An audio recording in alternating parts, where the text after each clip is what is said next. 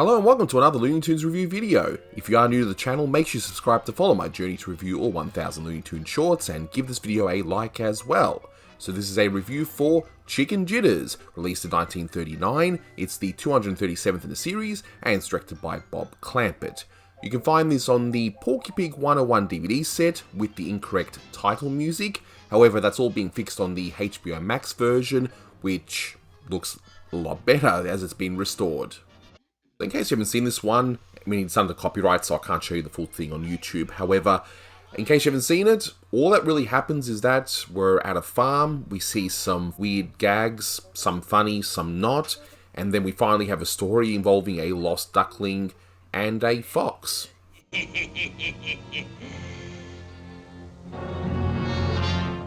So first up, you're going to hear the re-edit of the original audio commentary I did before I had to take that down. Thanks to my good friend Blue Genocide for doing that for me. Then you'll hear some new thoughts from me and a sample from the Bob Clampett retrospective part 1. So grab some popcorn and enjoy. It's weird that this is like the third cartoon where Porky has something to do with chickens. Fourth in terms of farming, or even fifth, I think. There's actually quite a few farm-related ones, now that I think about it, but at least to do with chickens anyway. It's the third one, as far as I know, one of which is Porky's Poultry Plant, and the other one's Porky's Garden, where he's up against all these chickens who get released in his yard. Actually, now that I think of it, there's also another one where you got the chickens and the ducks fighting. I don't know what it is about them with chickens, but anyway. I do like this opening here. Like, you gotta pay extra for eggs with shells on it. I mean, yeah, sure, okay. Why not? Why not? And here's your typical sort of gag that you can sort of expect. And it's like, okay, peaceful, quiet, and then he's like, yeah, wake up, like... Now, these ducks, how they got the brownish, I mean, alright, it's black and white, but, the different colour where the eyes are, Clampett would in one of his Daffy Duck cartoons, redesign Daffy slightly to actually have that. I don't know how many cartoons that lasted. I do like when Clampett includes these cutesy moments because they're actually funny. It's not overly sentimental cute, it's just, him taking a picture of the audience. This continues on a trend I've noticed with Bob Clampett, and that's why I love watching these in order. Where, okay, ever since, Wacky Land, Clampett will just pretty much pick a situation, write heaps of gags, and then have a very thin story, which really only starts now when we see this fox voiced by Danny Webb. It's like, for him, the story and even sometimes even character was sort of secondary to what was going on, but thankfully it seems to be a lot better than what Hardaway and Dalton were doing at this time. It's probably not his best, but I could definitely think of way worse cartoons to pass the time watching. Speaking of not having much of a story, just sort of ends, but that's okay. We've had enough gags, we've had enough laughs for this one, so yep, we can have a nice fox fur coat. So those are my original thoughts, and by the way, if in case you are wondering, $190 back then in 1939, that's about $4,000 today, so that should put that into a bit of context. Now, a few references that I missed last time that I really wanted to look into are the hen houses that you see in the beginning. So you see, first of all, Blondie and Dabwood, which is a reference to Blondie and Dagwood. That's a reference to a popular comic strip at the time, which was also made into a series of low-budget films, starting with the film Blondie in 1938. What's interesting is that Penny Singleton starred as Blondie, and she was also in The Jetsons, and that in turn was also inspired by Blondie.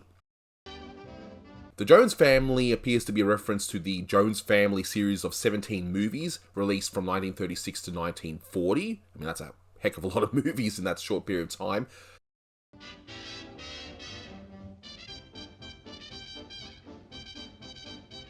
The Hardy Family is a reference to the Andy Hardy series of films. So there were 16 made overall from 1937 to 1958, starring Mickey Rooney, and a few even had Judy Garland in them.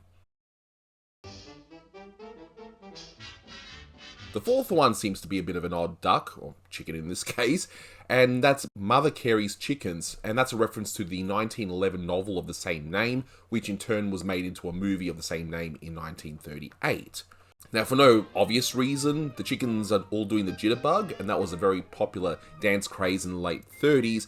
Yet again, it originated in the African American juke joints and dance halls, and yet again, it's another thing that was appropriated.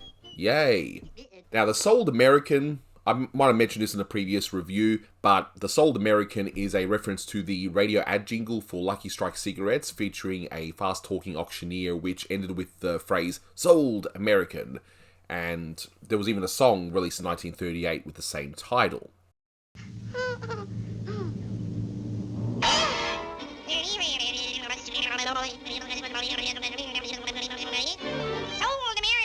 There are two repeated scenes from earlier shorts, one of which was from Porky's Poultry Plant.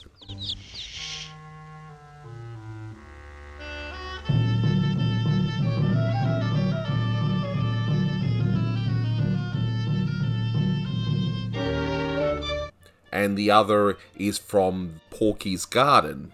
So this sort of leads me to believe that this was what I'd like to call a sorta cheetah short, which was quickly put together for scheduling reasons. That and the fact that there's no real story to speak of only adds to that theory, but I must stress that that's only a theory. You know, some good gags do pop up in this one.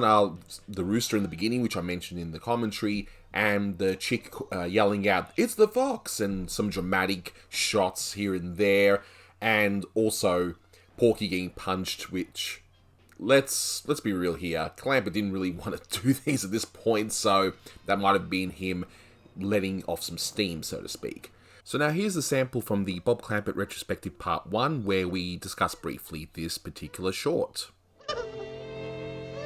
People!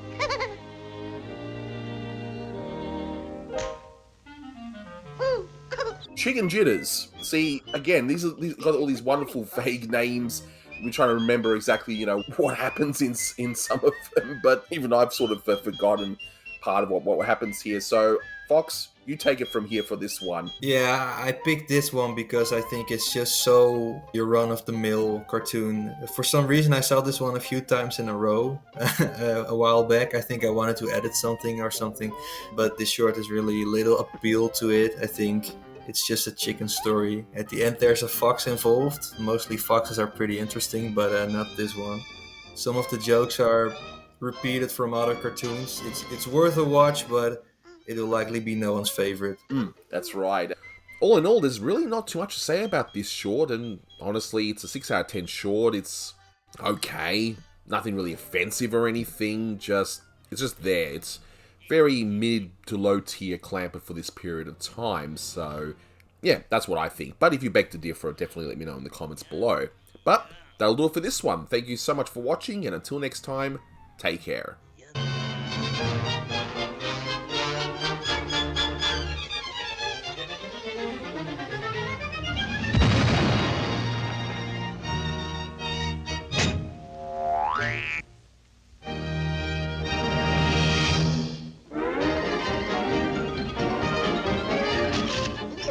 That's all, folks.